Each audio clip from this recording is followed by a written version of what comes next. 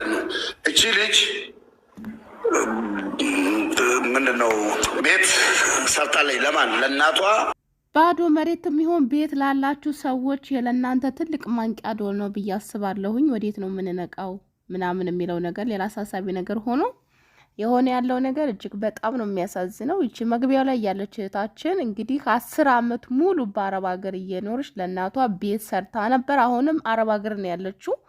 ነገር ግን የሰራችው ቤት ያመጣው መዘዝ እናቷን ህይወት አሳጥቷታል ማለት ነው። እዚያው አረብ ሀገር እያለች ታሪኩ ምንድን ነው በዝርዝር የምነግራችሁ ይሆናል። እናንተም ማስጠንቀቂያ ይሆናችኋል ብዬ አስባለሁኝ። ይህን ቪዲዮ ለሁሉም ድረስ ላይክ ማድረጋችሁ እንዳትረሱ።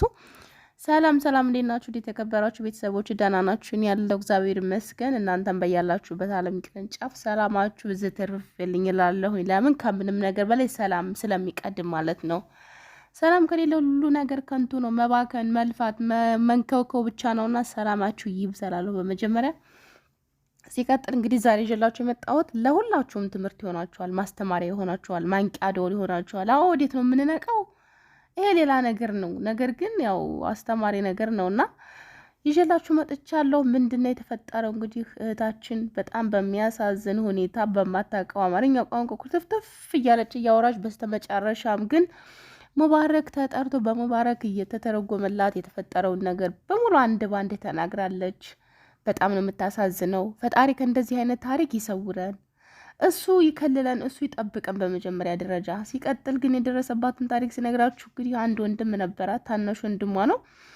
እህታችን መግቢያ ላይ ያያችኋት የ3 ልጆች እናት ነች ማለት ነው። ያው 3 ልጆች ኮሌጅ በኋላ የተሰደደችው አረብ ሀገር ተሰዳ እንግዲህ ታናሽ ወንድሟን ስታስተምር ትቆያለች። በስተመጨረሻም ፈጣሪ ፈቅዶ ለዩኒቨርሲቲ ደረሰላት። ወደ ዩኒቨርሲቲ ሄደ። ዩኒቨርሲቲም ሄዶ ይረብሽ ስለነበረ በአንድ አመቱ በምናምኑ ተመልሶ ተባሮ ይመጣል ማለት ነው፣ ትምህርቱን ሳይጨርስ። ይሁን ብላ እንደገናም ደግሞ ሌላ ዩኒቨርሲቲ ተፈልጎ ተፈትኖ ምን ብሎ ወደ ሌላ ዩኒቨርሲቲ ገባ። ያው ዩኒቨርሲቲ ትምህርቱን ጨርሶ ተመርቆ መጣ ማለት ነው ወደ ቤቱ። ከዛም በኋላ እሷም እዚያው አረብ ሀገር እየለፋች እየሰራች እያለ የሆነ ሰዓት እረፍት ሄደች ወደ ሀገሯ። ሁሉንም ነገር አይታ ምንም በቃ የሚሆን ነገርም የለም። እጇ ላይ ያለውን ግፍግፍ አድርጋ ቆሎ መግዣ እንኳን አጥቼ ነው ያለችው። ቆሎ መግዣ አጥቼ እያለች እንባዋ እየተናነቃ ነበር ስታወራ የነበረው ማለት ነው። ተመልሳ መጣች። ቆሎ እንኳን ሳትይዝ ተመልሳ ወደ አረብ ሀገር ማለት ነው። ምንም ነገር የለንም መሬት ምናምንም ማለች። የድሃ ልጆች ነን እያለች ነው ስታወራ የነበረው እና አረብ ሀገር እንግዲህ 10 ዓመቷ ነው። አሁንም ግን አገር ቤት አልሄደችም። የሆነው ነገር ምንድን ነው? በቤተሰቦቿ መሬት ላይ ቤት ሰራች። ባህር ዛፍ ምናምን ከቤት ነው። ነገር ግን ሌላውን ቆርቆሮውን፣ የጉልበት ስራ፣ በአጠቃላይ የሚያስፈልገውን ነገር በሙሉ ግን ያወጣችው እሷ ነች ማለት ነው። ነገር ግን እንጨትና መሬቱ የቤተሰቦቿ መሬት ነው። ያው 3 ልጆችም ስላሉ ብላ ለእናቷ ቤት ሰራችላት ማለት ነው የቤተሰቦቿ መሬት ላይ። ነገር ግን ይሄ ከዩኒቨርሲቲ ተመርቆ የመጣው ልጅ መጨረሻ ላይ ችግር መፍጠር ጀመረ። ይሄ ቤቱ የኔ ነው እያለ ማስቸገር ጀመረ። በጣም እየረበሸ በጣም እያስቸገረ እናትየዋን በስሜ ካላደረግሽልኝ እከስሻለሁ፣ በመክሰስም በህግም ሄደ። ብዙ ታንገላታት ካሰቃያት በኋላ እንግዲህ ቤቱን በስሜ የማታደርጊልኝ ከሆነ እገልሻለሁ እያለ ብዙ ዛቻ ማስፈራሪያ ሲያደርስባት ቆየ። በስተመጨረሻም እንግዲህ እናትዮ ሁሉም ነገር ከአቅሞ በላይ ሲሆንባት እባክህ ተረጋጋ ልጄ፣ በቃ እሷ ናት ውጭ ሀገር ሄዳ የለፋችው፣ የእሷ ቤት ነው፣ እሷ ናት የደከመችበት፣ ለምንድን እንደዚህ የምትለው? ምንም ብትለው እናትየዋን ሊሰማት አልቻለም። በስተመጨረሻ እገልሻለሁ ምናምን እያለ ይዝትባት ጀመር። ለልጅቷ እንግዲህ ደውላ እባክሽ ነይ እንዳረግሽ አድርጊው፣ እኔ ከአቅሜ በላይ ሆኖብኛል፣ ሌሎችም ወንድሞች ምናምን አሏት፣ ግን መፍታት አልቻሉም ችግሩን ብላ ስትላት፣ ይቺ ልጅቱ ደግሞ አሁን ምንም ነገር የላትም ብር 10 ዓመት ሙሉ እየሰራች እዚያ ቤት ላይ ነው በስተስ ታደርግ የነበረው። ልጆችም አሏት የሚያስተምሩ ኦልሬዲ የ12ኛ ክፍል ልጅም አለኝ ያለችው። እና አሁን መምጣት አልችልም እናቴ፣ በሌላ ጊዜ እመጣለሁ፣ አንቺ እሱ ጋር ያለውን ከወንድሞቼ ጋር አስተካክይ ምናምን ትላትና ትቀራለች። በስተመጨረሻ እንግዲህ ቤት ውስጥ ቆልፎ ሊገላት ሲል እሷ ራሷን አጠፋች ማለት ነው። መርዝ ጠጥታ እናትዮ ህይወቷን እንግዲህ በር ቆልፎ ሊያስቀምጣት በነበረበት ጊዜ ነው አሉ መርዝ የጠጣችው። ለነገሩ ምንም ማረጋገጫ የለም መርዝ ጠጥታ ራሷን ስለማጣቷ። ያው ገሏትም ቢሆን መርዝ ግቷትም ሊሆን ይችላል። እንዲህ አይነት ጨካኝ ልጅ ረበስማን በጣም ከባድ ነው። አሁን እየተሰማ እየታየ ያለው ነገር እጅግ በጣም ይዘገንናል። በጣም ይዘገንናል። አሁን ላይ ካብዷል። እንዴት ነው የሚኖረው? ከማጋ ነው የሚኖረው? ማን ነው የማይታመነው? ማን ነው የሚታመነው? የሚለው ነገር እጅግ በጣም አሳሳቢ ደረጃ ላይ ደርሷል። እናት ላይ እንግዲህ ወንድ ልጅ እንዲህ ከጨከነ በጣም ከባድ ነው። ምክንያቱም ወንድ ልጅ እናቱን በጣም ነው የሚወደው፣ ሴት ልጅ አባቷን፣ ወንድ ልጅ እናቱን ይወዳል ነው የሚባለው። እና ለመሬት ለንብረት እንግዲህ አንዳንድ ሰው በጣም አጋሰስ ነው፣ በጣም ስግብግብ ነው። ለኒ ለኒ ለኒ ለኒ ነው የሚለው።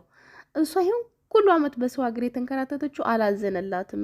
ለእናቱም አላዘንም፣ ለወንድሞቹ ለእህቶቹ ለቀሩትም አላዘንም። ለማንም ርህራሄ የለውም። ይሄ የሰው ልጅ ነፍስ ራሱ ከመንጠቅ ወደኋላ ይላል ብዬ አላስብም። ከእንደዚህ አይነት ወንድ የሚሰውረን በእውነት ይሰውረን። ነገሩ አሁን ሶሻል ሚዲያ ላይ እየተሰራጨ ያለው ነገር የምንሰማው ነገር እጅግ በጣም ነው የሚያሳዝነው። ሴቱ ወንዱ በእናቱ ላይ መነሳት ምን ማለት በቃ ብቻ የመጨረሻው ዘመን እንደሆነ ምንም ማስረጃ መረጃ አያስፈልግም። የመጨረሻና መጨረሻው ደረጃ ላይ ዝም ብለን እኮ ነው የምንደክመው እኛ በእውነት የመጨረሻው ዘመን ላይ ነው ያለነው። ፈጣሪ ከእንደዚህ አይነት ነገር ይሰውረን። አሁን ይህም ኩሉ አመት ለፍታ ይህንም ኩሉ አመት አፈርግጣ እሱ ምንም ነገር ሳይሰራ የኔ ነው ማለትን ምን አመጣው? ደግሞስ እኔ ግራ የገባኝ ነገር ቤቱ ተሰራ፣ እሷ እንግዲህ የኔ ነው የእንትና ነው የእንትና ነው አላለችም። ለእናቷ ሰርታ ልጆቿም ስላሉ እዚያ እንዲቀመጡበት ነው። እሱስ ቢቀመጥበት ሌሎቹስ ቢቀመጡበት ምን ችግር አለው? እኛ አበሾች እኮ በጣም ስስታም ነን። ብስማ በጣም እንደኛ ስስታም ሰው የለም። ህንዶች እንግዲህ አንድ ፎቅ ላይ በጣም ብዙ ህንድ ነው የሚኖረው። በጣም ብዙ ልጆቻቸው እዚያው አግብተው ነው የሚኖሩት። ምንድን ነው በጣም ፍቅር አላቸው። ቢጣሉም እርስ በርሳቸው የሆነ ነገር ቢደራረጉ ራሱ አይለያዩም። አበሻ ግን በጣም ነው የሚጠበን። በጣም በቃ የራሳችን የእናታችን ልጆች አንወዳቸውም። ለማንም ፍቅር የለንም፣ ለማንም ክብር የለንም። ብርና ብር ብቻ። አንዳንዱ ሰው እኮ በቃ እናቴ አባቴ መቼ ነው የሚሞቱልኝ የሚል ሰው ለመውረስ ማለት ነው፣ ለውርሱ ለቀረው ነገር በጣም የሚያሳስባቸው። እንዴ ስንት አይነት ጉድ እኮ ነው ያለው በእውነት። ፈጣሪ ከእንደዚህ አይነት ይሰውረን። እንዲህ አይነት ነገር አያምጣብን፣ ይሰውረን ነው የሚባለው።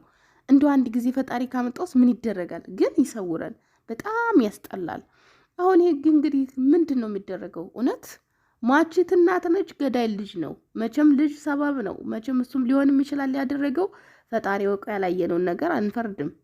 እንግዲህ ልጅቷ በስነ ስርዓት ነው በመጀመሪያ ደረጃ አማርኛው በጣም ቢያጥራትም በስነ ስርዓት በራሷ ቋንቋ ሙባረክ እየተረጎመላት ነው ስትናገር የነበረው። እንዴት ነው እሱስ እንዳደረገው ምን ያህል እርግጠኛ ነሽ እያላት ነበር ሙባረክ ሲከራከራት የነበረው። እሷ ግን በጭራሽ እሱ ምክንያት ነው እንጂ ወንድሜ እንደዚህ አላደረጋትም። ነገር ግን አስጨንቆ ይዟት ስለነበረ በር ሊዘጋባት ስለነበረ ውስጥ አድርጎ ሊቆልፍባት ስለነበረ መርዝ ጠጥታ ነው። ይሄ ደግሞ ማስረጃ አለኝ፣ ቪዲዮ አለኝ፣ እኔ እኮ የ12ኛ ክፍል ልጅ አለኝ፣ ሁሉም ማስረጃ አለኝ እያለች ነው ያለችው። ይህም ሆነ ያ ዞሮ በጣም ነው የሚያሳዝነው። ከእንደዚህ አይነት ነገር ይሰውረን። ከእንደዚህ አይነት ታሪክ ፈጣሪ ይሰውረን። ቸር መድኃኔዓለም ከእንደዚህ አይነት ታሪክ ይሰውራችሁ።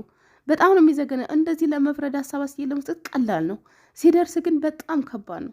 አሁን ግን አረብ ሀገር ያለው ሰው አብዛኛው ሰው 10 ዓመትም 15 ዓመትም እየቆየ ንብረቱ ሀብቱ ያፈራው ያችው ማለት ነው። ያችው ያለችው በቤተሰብ እጅ ናት። እና የእናት ልጅ ወንድም በዚህ ደረጃ ጨካኝ ከሆነ፣ በዚህ ደረጃ አጋሰስ ከሆነ፣ በዚህ ደረጃ ስግብግብ ከሆነ ማን ነው የሚታመነው የሚለው ነገር እጅግ በጣም በጣም አሳሳቢ ነው።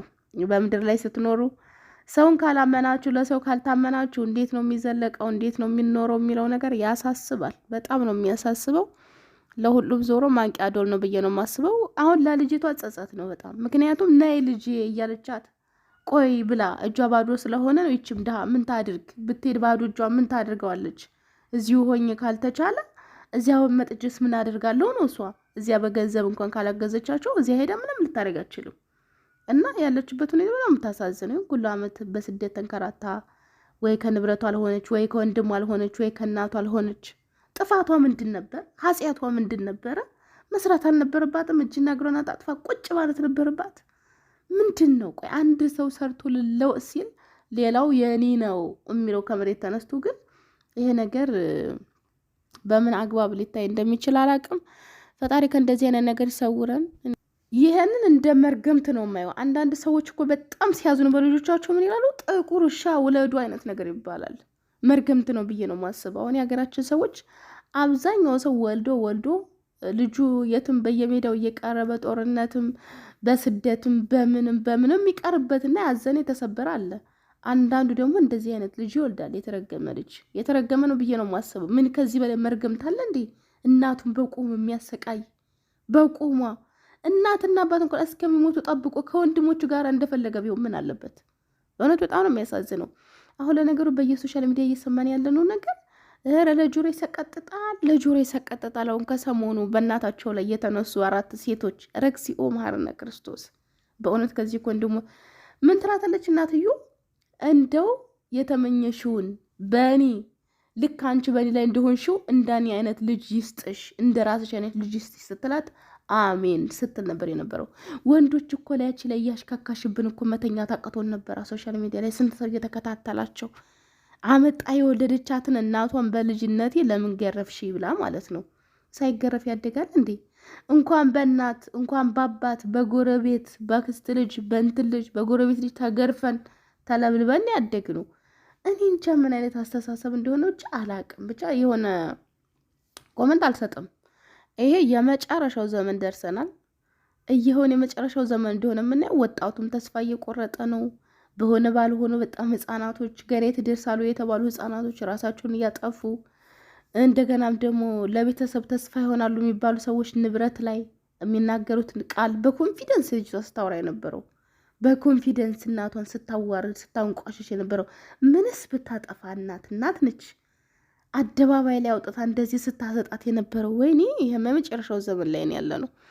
እንደገና እንደዚህም አይነት እንዲህ አይነት በነገራችን ላይ ሚሊየን ነው ያለው። እንደዚህ እንደ ወንዱ ልጅ አይነት በንብረት ውህት ወንድሞቹን የሚገላለ በውርስ ምክንያት ማለት ነው።